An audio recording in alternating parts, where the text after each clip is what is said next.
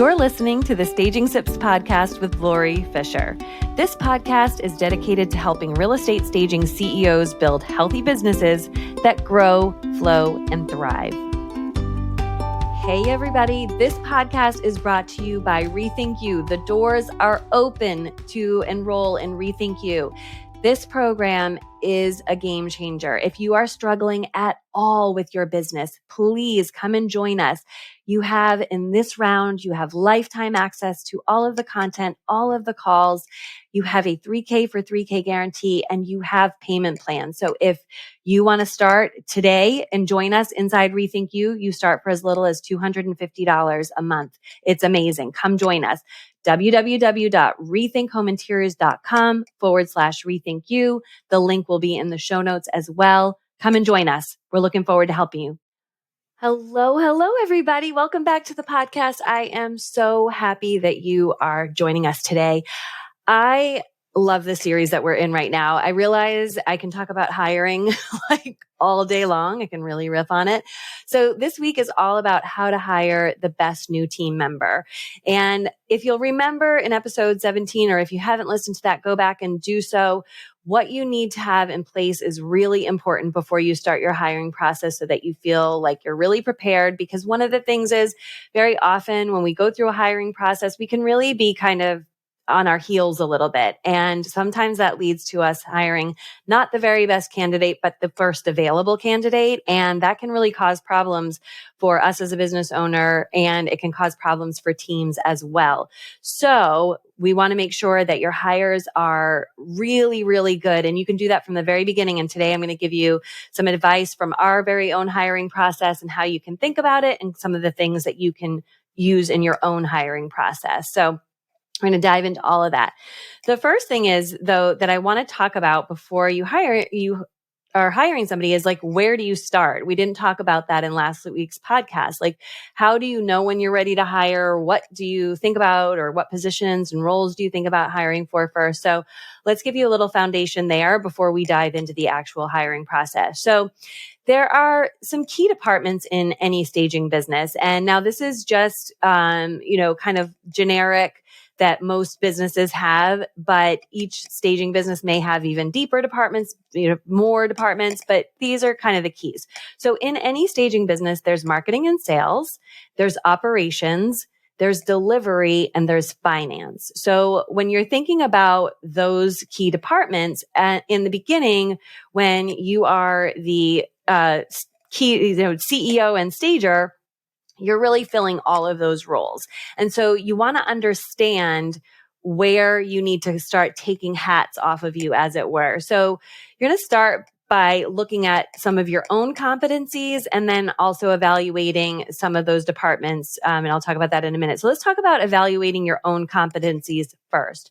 So we all have, things that come to us very naturally. For many of us, that's probably the staging part, right? It's a love. It's something we can do in flow. It's something that we can do all day that we don't need to get paid for necessarily. We just enjoy it. The time seems to just fly when we're in that zone.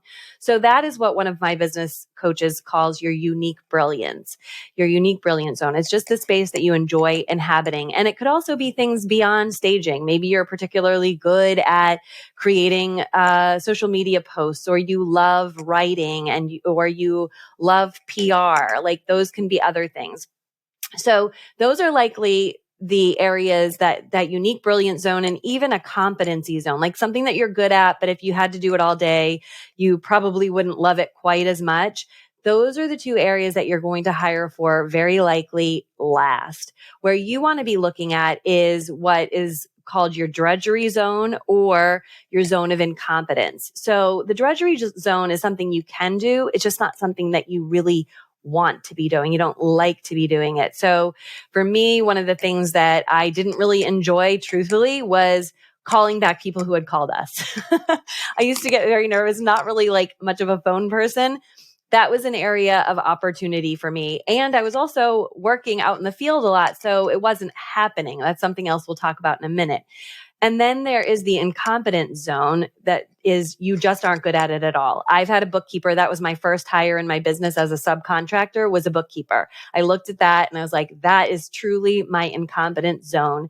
And the bookkeeping is not getting done because it's my incompetent zone. And when it is, I'm terrible at it.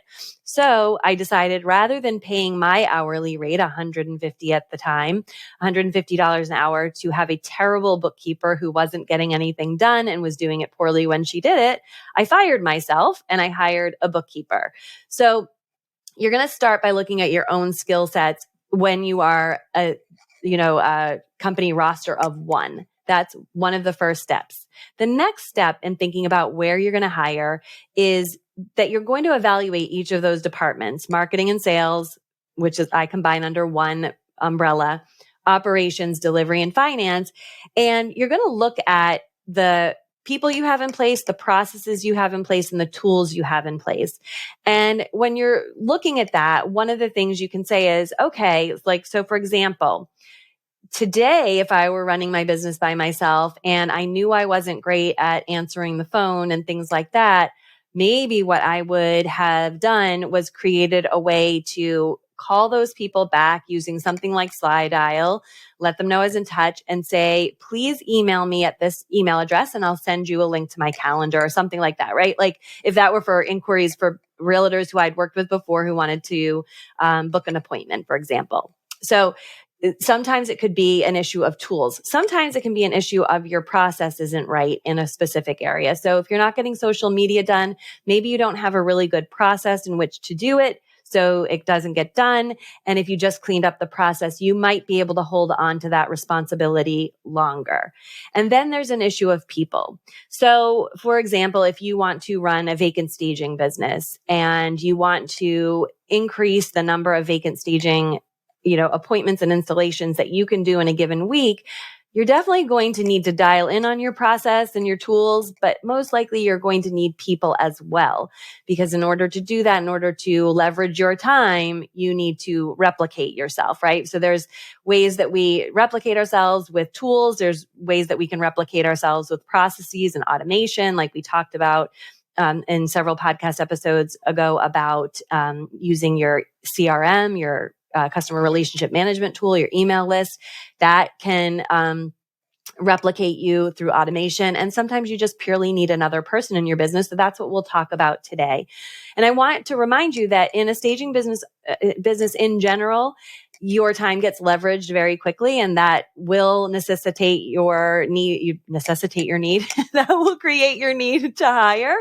But because your time gets leveraged really quickly, you also need to put a really good process in place for hiring, because that can also end up taking up too much of your time. Because as I learned in the beginning, people would reach out and want to schedule a chat with me to learn more about our business because they were interested. And I thought, okay, sure. I'm interested in seeing who's out there and what's going on. And inevitably I'd get on a chat with somebody who was telling me their entire employment history, and then to tell me that they were working full time, but they could help on weekends and evenings. And I don't want to work on weekends and evenings. And that's not part of my company's policy. Or they needed full-time work and I only had part-time work.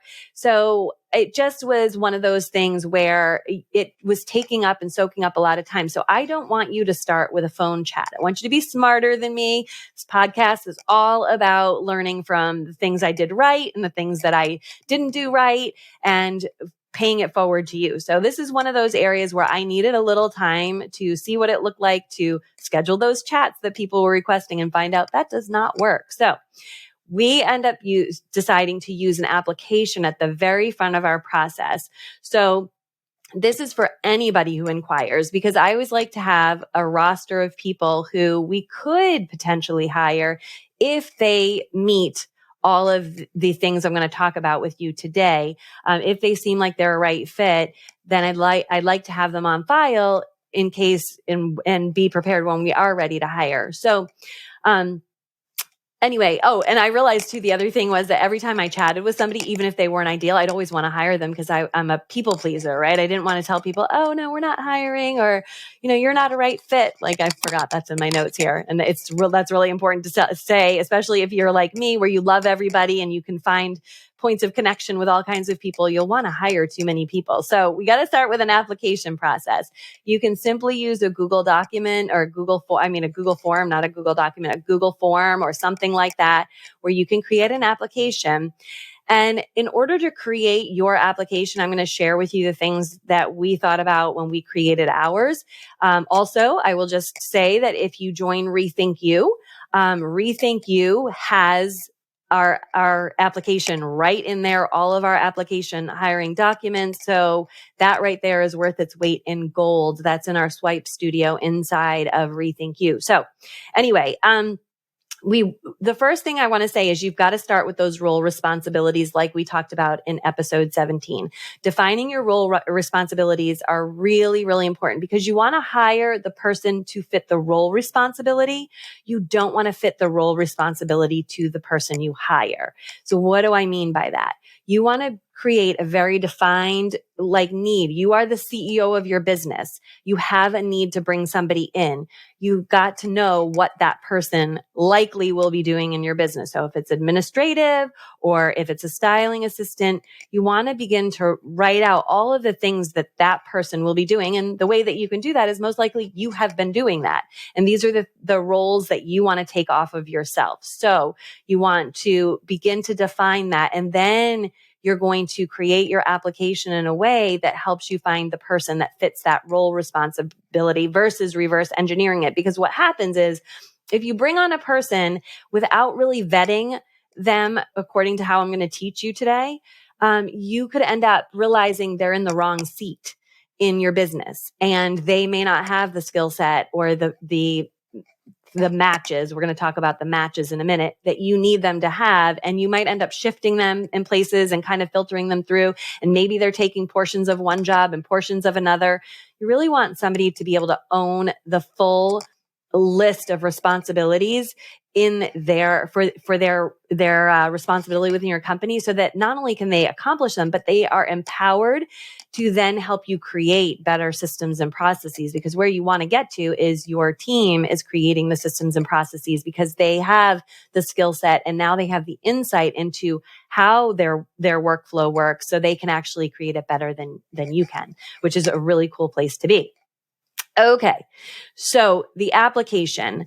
Our application is pretty lengthy and it gets given to anybody who is interested in having a chat with me. And the reason that we do that is because we want to create a red velvet rope policy around our business. We don't want to just be hiring anybody. We want to be hiring really good quality candidates.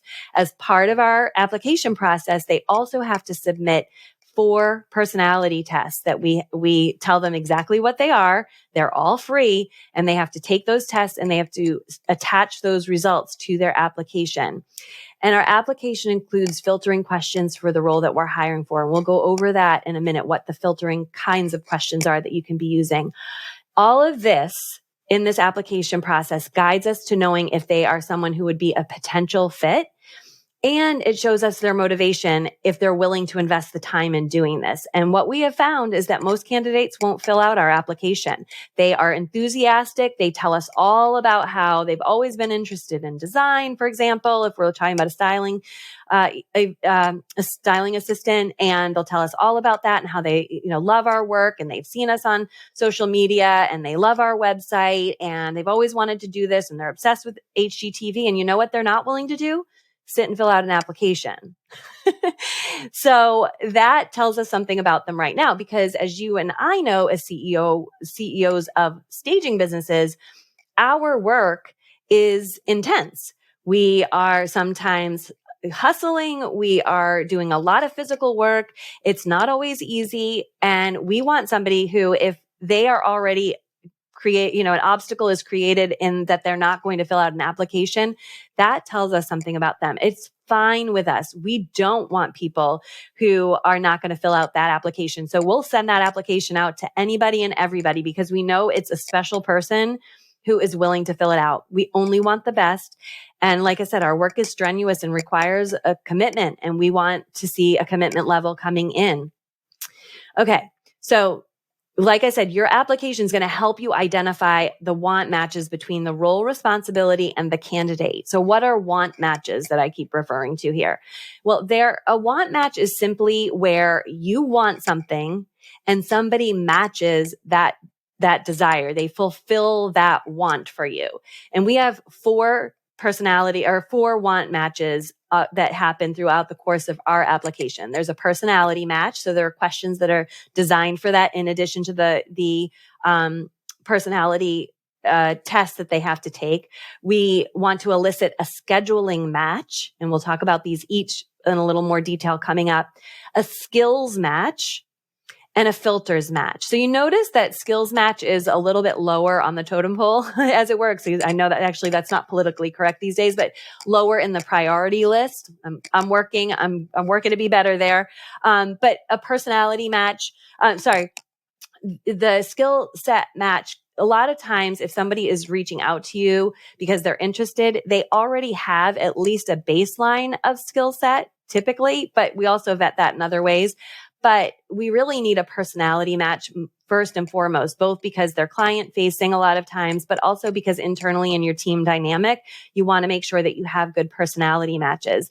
And here's the thing, for certain roles, you don't necessarily want somebody exactly like you. In many things, like when we go back to your unique brilliance right through to your incompetency zone, you are going to need to find somebody in your like drudgery and incompetence zone who is likely very different than you in terms of their skill set and maybe part of their personality. But then there are certain things where you do probably want a personality match, and that can be very front facing. If you're very good with clients and they love you and, sellers love working with you because of your personality, you're probably going to want to find people who are similarly aligned to your own personality match. So let's talk about that. So your personality match, like I mentioned, is super important because very often they're external to your client. So they are the forward facing, part of your brand. So you want to make sure that anybody who is in touch with clients, and even in a vacant staging business, we know that clients can show up on the job, whether we want them to or not. Sometimes we want to make sure that the team that could potentially interface with a client, whether that's a realtor, investor, seller, Airbnb host, whoever it is that you work for, you want to make sure that they have a really tight, dialed in, friendly, accommodating, kind personality. Most in particular, the person who's answering your phones or answering your email inquiries. You want to make sure that is a really nice personality match. And as I mentioned, we have 4 personality tests as a part of that application process because we really want to overlap what we see in those personality tests, because that's the first thing we want before we get on the phone with them. This is a way we can begin to see through those personality tests if they meet the criteria for the personality we are looking for that particular role. So what happens for us when we get an application submitted and we look at those personality traits, we also look at all of the answers in the application, but we look at the personality traits and we understand, first of all, are they being identified as somebody who is a team player, as somebody who loves to pitch in, who likes to take direction and go and then work autonomously? Are they somebody who might be open to feedback? Like all of those things are really helpful for us when we're making a decision as to will they move forward. So right away, we're looking for that personality match. The next is a scheduling match. And the scheduling match is really, really important in the beginning of your hiring, in particular for those who have never hired anyone for any business ever before, because likely you're going to have, hours limited that you are probably starting out hiring somebody just to get your feet wet, right? So you may have so we want to go back to episode 17 where we talk about getting your calendar to be clean, because you really want to understand how many hours a week you actually need support in your business. And the only way you can do that is really look at, okay, when are the hours that your business is open? When do your appointments start and finish? How long does it take you to do certain things? How many of those are you looking to do during the week? What activities happen on what days? When do you need support? And all of that. So like, for example, it's really easy when you have a styling assistant. If you know that you have maybe appointments, 8 appointments available in a week. And you know that for you, doing 8 appointments a week after week is not sustainable. How many of those appointments do you want to cleave off, and how much time does that take? So maybe an up to 2-hour styling evaluation can take up to 6 hours between travel, and then if there's any written report coming out of that, and maybe there's administrative time as well that happens. Maybe, your stylist is answering questions from a client after the fact, which of course we try to minimize at Rethink Home Interiors. We try to be super clear on our direction so that doesn't happen. But maybe you want to budget for that. So if you want somebody to take on 4 appointments a week, could be 24 hours a week, 20 to 25 hours a week for a styling assistant within your business, right? So that's how you begin to understand how to know how many hours to bring somebody on for. You also want to think about things like, are they a scheduling match in the fact that there are times of the year where we are busting at the seams with business in the spring and the fall, and then we get kind of quiet in the summer and winter months? Do they have that accordion schedule ability? Are they okay if they have a lot to do in given periods of time and they don't have enough to do? This is really a way to parse out those people that are looking for steady income, that you may not be able to provide that to necessarily in the beginning. So you want to find somebody, that's how I always describe it. You need to have an accordion of flexibility. You need to be really wide open and ready to go in the spring and fall. You need to be able to shrink that back in the summer and winter months.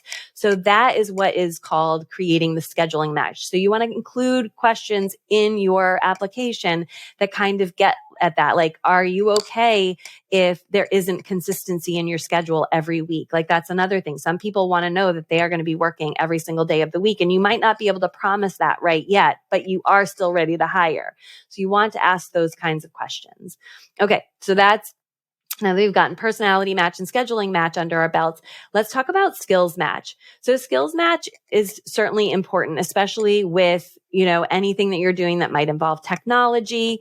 If you are looking to hire somebody to do admin these days, they have to be comfortable with technology at this point. We're past the point of paper calendars and things like that. There's a lot of technology in the back end of a staging business, at least a cleanly run, smoothly run staging business. So you want to make sure that somebody has the skills that you're looking for.